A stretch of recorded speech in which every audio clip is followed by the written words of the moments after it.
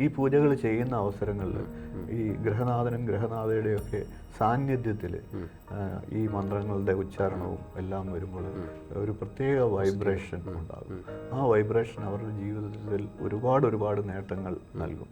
വാസ്തുബലി sir, ഈ വാസ്തുബലി എന്തിനാണ് ചെയ്യുന്നത്? പിന്നെ ഈ വീട്ടിൽ വാസ്തുബലി ചെയ്താലുള്ള ഗുണങ്ങൾ എന്തൊക്കെയാണ്? നമ്മൾ ഗ്രഹപ്രവേശവുമായിട്ട് പുതിയൊരു വീട് വെക്കുക ജീവിതത്തിൻ്റെ ഏറ്റവും വലിയൊരു ലക്ഷ്യം എന്നുള്ളത് പലർക്കും ഒരു പുതിയ വീട് വെക്കുക എന്നുള്ളതാണ്. അപ്പോൾ ജീവിതം സുഖകരമായിട്ടും സന്തോഷത്തോടു കൂടി മുന്നോട്ട് പോകണമെങ്കിൽ അനുയോജ്യമായിട്ടുള്ളൊരു വീട് ഉണ്ടാകണം. അത് വാസ്തുശാസ്ത്രം അതിന് അനുകൂലമാക്കിയെടുക്കുക, ഒരു വീടിനെ ആ വ്യക്തിക്ക് അനുയോജ്യമാകുന്ന രീതിയിൽ അനുയോജ്യമാക്കിയെടുക്കുക എന്നുള്ളതിലാണ് വാസ്തുശാസ്ത്രത്തിൻ്റെ വിജയം. നമ്മൾ എത്രയൊക്കെ വാസ്തുശാസ്ത്രപരമായിട്ട് നോക്കിയാലും മർമ്മദോഷങ്ങൾ ഉണ്ടാകാം. 100% അനുകൂലമാക്കിക്കൊണ്ട് നമുക്കൊരു നിർമ്മാണവും ഇന്നത്തെ കാലത്ത് ചെയ്യാനായിട്ട് ബുദ്ധിമുട്ടില്ല. അതിനു വേണ്ടിയിട്ട് വാസ്തുശാസ്ത്രം ധാരാളം കാര്യങ്ങൾ നിഷ്കർഷിക്കുന്നുണ്ട്.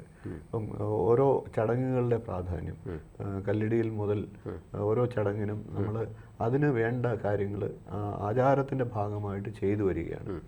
കല്ലിടിയിലിന് ശേഷം അടിത്തറയൊക്കെ കെട്ടിയതിന് ശേഷം ആ ഭൂമിയിൽ ഇരുന്നു കൊണ്ട് വാസ്തുബലി ചെയ്യുന്ന ഒരു പതിവ് ചില സ്ഥലങ്ങളിലൊക്കെ ഉണ്ടായിരുന്നു. അതിനുശേഷം ഇപ്പോൾ പൊതുവെ കാണുന്നത് ഗ്രഹപ്രവേശത്തിന് തൊട്ട് തലേ ദിവസം വാസ്തുബലി നടത്തുക എന്നുള്ളതാണ്. വാസ്തുബലി നടത്തുമ്പോഴാണ് പഞ്ചശിരസ് പൂജിച്ച് അത് സ്ഥാപിക്കുന്നത്. ഈ പഞ്ചശിരസ് എന്നുള്ളത് മർമ്മവേദങ്ങൾക്കുള്ള പരിഹാരമാണ്. ഒരു ഭൂമിയിൽ അല്ലെങ്കിൽ ഒരു ഭൂമിയിലുള്ള എല്ലാ വസ്തുക്കളിലും മർമ്മങ്ങളുണ്ട് എന്നാണ് നമ്മുടെ ഭാരതീയമായിട്ടുള്ള ചിന്താഗതി.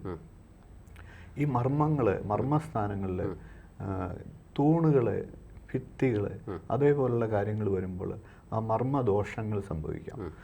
നമ്മൾ എത്രയൊക്കെ നോക്കി അനുകൂലമാക്കിയാലും മർമ്മദോഷങ്ങൾ ഒരു വീടിന് ഉണ്ടാകാം.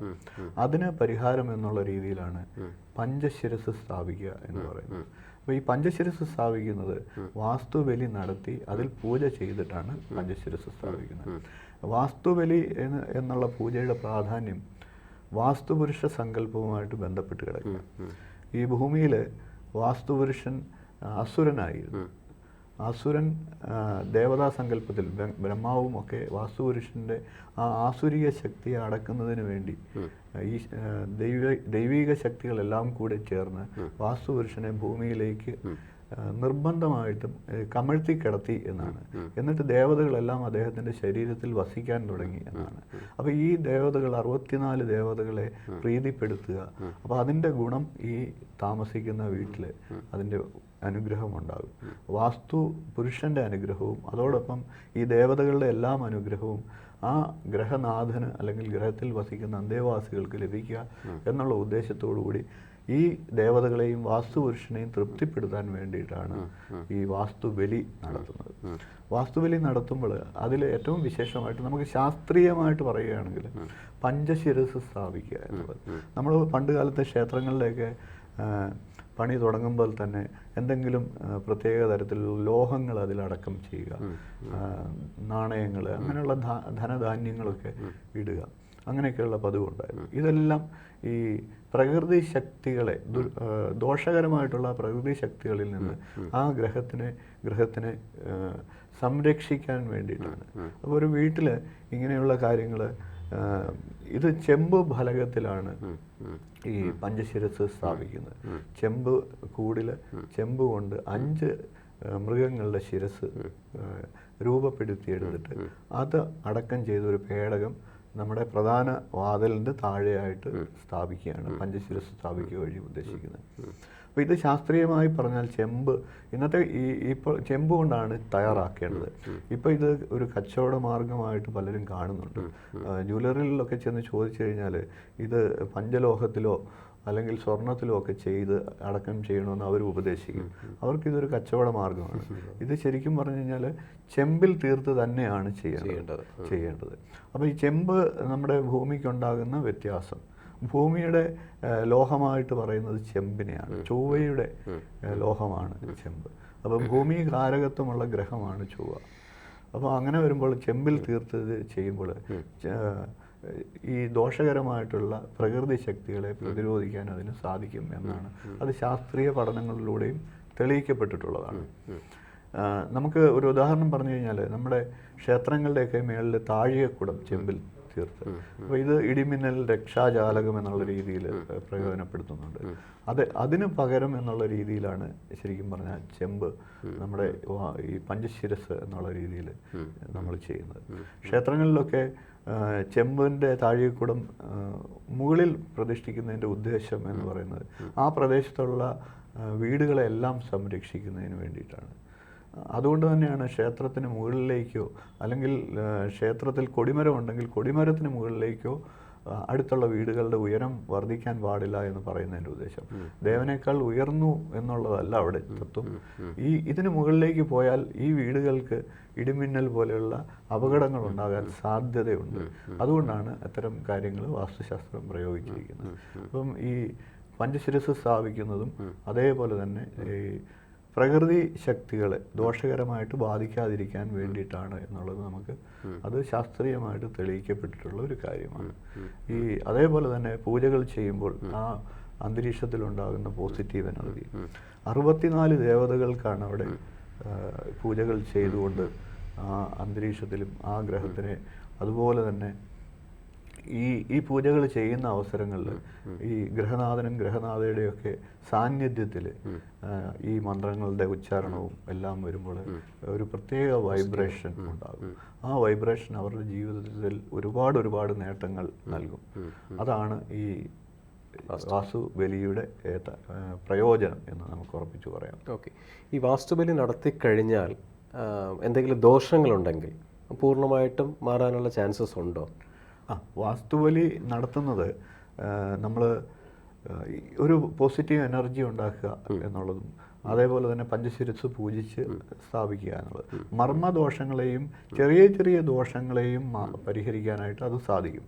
എന്നാൽ വാസ്തു ഒരു വിധത്തിലും നോക്കാതെ വാസ്തുവിരുദ്ധമായി ചെയ്തൊരു ഗ്രഹത്തിൽ വാസ്തുബലി ചെയ്തതുകൊണ്ട് മാത്രം ഒരിക്കലും മാറ്റങ്ങൾ ഉണ്ടാകണമെന്നില്ല. അവിടെ വാസ്തുശാസ്ത്രം പൂർണ്ണമായിട്ട് അനുകൂലമാക്കി കണക്കുകൾ കൃത്യമായിരിക്കണം, സൂത്രവേദങ്ങളെന്ന് ഒക്കെ കൃത്യമായിരിക്കണം. സൂത്രവേദങ്ങളൊക്കെ തടസ്സപ്പെട്ട് അല്ലെങ്കിൽ വേദദോഷമുള്ള രീതിയിലാണ് വീട് വെച്ചിരിക്കുന്നതെങ്കിൽ അതിനെ ഒന്നും പ്രതിരോധിക്കാനായിട്ട് വാസ്തുബലി കൊണ്ട് സാധിക്കില്ല. ചെറിയ ദോഷങ്ങളും ഒക്കെ മാറ്റി അവിടെ വാസ്തു അനുകൂലമാക്കാൻ, അവിടെ ഒരു പോസിറ്റീവ് എനർജി നിറയ്ക്കാൻ വാസ്തുബലിയിലൂടെ നമുക്ക് സാധിക്കും. അതുപോലെ ഈ വാസ്തു പരമായിട്ടുള്ള പൂജകൾ, അതിൽ ഇപ്പോൾ സാധാരണ ആൾക്കാർ ഒരു വീട് വാങ്ങിക്കുന്ന സമയത്ത് ഒരു തിരുമേനിയെ കാണുകയോ അല്ലെങ്കിൽ ജ്യോതിഷനെ കാണുകയോ ചെയ്യുന്ന സജസ്റ്റ് ചെയ്യുന്ന പൂജയായിരിക്കും ചെയ്യുക. ഭഗവതി സേവ, പിന്നെ അങ്ങനെ പല സംഭവം എന്താ പറയുക. അപ്പോൾ അതിനകത്ത് ഏത് വാസ്തു പൂജയായിരിക്കും കൂടുതൽ സാധാരണ ജനങ്ങൾക്ക് ഉപയോഗം വരുന്നത്? ഒരു ഗ്രഹനിർമ്മാണവുമായിട്ട് ബന്ധപ്പെട്ടിട്ട് നിരവധിയായിട്ടുള്ള പൂജകളുണ്ട്. വാസ്തുപൂജ ഈ കല്ലിടുന്നതിന് മുമ്പ് അതിന് മുന്നോടിയായിട്ട് ചെയ്യേണ്ട പൂജയാണ്. അത് ഭൂമി പൂജ എന്ന് പറയും. നമ്മൾ ഒരു ശുഭകർമ്മം തുടങ്ങുന്നതിന് മുന്നോടിയായിട്ട് ആ അന്തരീക്ഷത്തെ ഒന്ന് ശുദ്ധമാക്കുക, ഒന്ന് പോസിറ്റീവ് എനർജി ആക്കി എടുക്കുക, വാസ്തുപുരുഷന് അനുവാദം വാങ്ങുക. ഇത് ഭൂമിയിൽ ഇത് ഈശ്വരീയമായിട്ടുള്ള ഒരുപാട് മൂർത്തികളുണ്ട്. അവരുടെ എല്ലാം അനുവാദത്തോടു കൂടി, ഈ ഭൂമി എന്ന് പറയുന്നത് നമുക്ക് മാത്രം വസിക്കാനുള്ളതല്ല, പ്രാണികൾക്കും പക്ഷി മൃഗാദികൾക്കും എല്ലാ ജീവജാലങ്ങൾക്കും വസിക്കാനുള്ളതാണ്. അത് നമ്മൾ കൈയടക്കുകയാണ്. ഒരു പ്രത്യേക സ്ഥലം നമ്മൾ കൈയടക്കുമ്പോൾ ആ കൈയടക്കപ്പെടുന്ന സ്ഥലം മറ്റ് പ്രാണികളുടെയും അല്ലെങ്കിൽ ജീവജാലങ്ങളുടെയും ഒക്കെ ശാപദുരിതങ്ങൾ ഉണ്ടാകാതിരിക്കാനും അതിന് ഒരു അനുവാദം വാങ്ങിക്കുക എന്നുള്ളതാണ് ഇതിൻ്റെ ശാസ്ത്രീയമായിട്ടുള്ള നമ്മുടെ ആചാരത്തിൻ്റെ ഉദ്ദേശം. അപ്പോൾ ഇത്തരത്തിൽ വാസ്തുപൂജ എന്ന് പറയുന്നത്, വാസ്തുപൂജ കല്ലിടലിന് മുന്ന് അല്ലെങ്കിൽ കല്ലിടുന്ന ദിവസം ചെയ്യേണ്ട കാര്യമാണ്. അതിനുശേഷം ഓരോ കർമ്മങ്ങൾക്കനുസരിച്ചുള്ള പൂജകളാണ് ചെയ്യേണ്ടത്. പിന്നീടുള്ള ഏറ്റവും പ്രധാനപ്പെട്ടത് കട്ടളവെപ്പ് എന്നുള്ളതാണ്. അത് ആ കട്ടളവെപ്പ് ആരാണോ അതിൻ്റെ അധികാരി, സ്ഥപതി അല്ലെങ്കിൽ ഈ സൂത്രഗ്രാഹി, ഇങ്ങനെ വാസ്തുശാസ്ത്രവുമായിട്ട് ബന്ധപ്പെട്ടിട്ടുള്ള ആചാര്യന്മാരുണ്ട്. അതിൽ പ്രധാനപ്പെട്ട ആചാര്യർക്ക് ആർക്ക് വേണമെങ്കിലും ആ കട്ടിളവെപ്പ് എന്നുള്ള ചടങ്ങിന് മേൽനോട്ടം വഹിക്കാം. അതൊരു പൂജാരി എന്ന് വേണമെന്നില്ല. ഇതുമായിട്ട് ബന്ധപ്പെട്ട് ഒരു വ്യക്തിക്ക് ആ ചടങ്ങുകൾക്ക് നേതൃത്വം വഹിച്ചുകൊണ്ട് ആ ചടങ്ങ് ചെയ്യാം. അതിനുശേഷം ഗ്രഹപ്രവേശവുമായിട്ട് ബന്ധപ്പെട്ടിട്ടാണ് വീട് പണി എല്ലാം താമസം തുടങ്ങുന്നതിന് തൊട്ട് തലേ ദിവസം നമുക്ക് നേരത്തെ പറഞ്ഞതുപോലെ വാസ്തുബലി നടത്താം. വാസ്തുബലി നടത്തി പഞ്ചശിരസ് സ്ഥാപിച്ച് ചെയ്യാം. അതോടൊപ്പം ഗണപതി ഹോമം, തടസ്സങ്ങളൊക്കെ കുടുംബത്തിൻ്റെ തടസ്സങ്ങളെല്ലാം ഒഴിവാക്കുന്നതിന് ഗണപതി ഹോമം നടത്തുന്നതും ശുഭമാണ്. അതേപോലെ തന്നെ ഭഗവതി സേവ, സുദർശന ഹോമം ഇതൊക്കെ നടത്താറുണ്ട്. അതൊക്കെ ഓരോരുത്തരുടെ സാമ്പത്തികത്തിൻ്റെ വ്യത്യാസമനുസരിച്ച് അവരുടെ സാമ്പത്തികത്തിൽ ഉതകുന്ന രീതിയിൽ ഇത് ചെയ്യുക എന്നുള്ളതാണ്. ഓക്കെ, സന്തോഷം. കാരണം ഈ ഒരാൾ വീട് വയ്ക്കുന്നത് അദ്ദേഹത്തിൻ്റെ ഏറ്റവും വലിയ ജീവിത ലക്ഷ്യങ്ങളിലൊന്നാണ്. വീട് വയ്ക്കുന്ന സമയങ്ങളിൽ ഉണ്ടാകുന്ന ദോഷങ്ങൾക്ക് ഏത് പൂജ ചെയ്യണമെന്നുള്ളത് ഒരു കൺഫ്യൂഷൻ തന്നെയാണ്. പലരും പറയുന്നതനുസരിച്ച് പലരും ചെയ്യുന്നുണ്ട്. അവിടെ കമേഴ്ഷ്യലും ഉണ്ട്, അല്ലാതെയും ചെയ്യുന്നുണ്ട്. അപ്പോൾ താങ്കൾ വാസ്തുബലിയുടെ പ്രയോജനങ്ങളും അതിൻ്റെ പരിഹാരങ്ങളും പറഞ്ഞു കൊടുത്തതിന് ഒരുപാട് നന്ദി. നമസ്കാരം. നമസ്കാരം.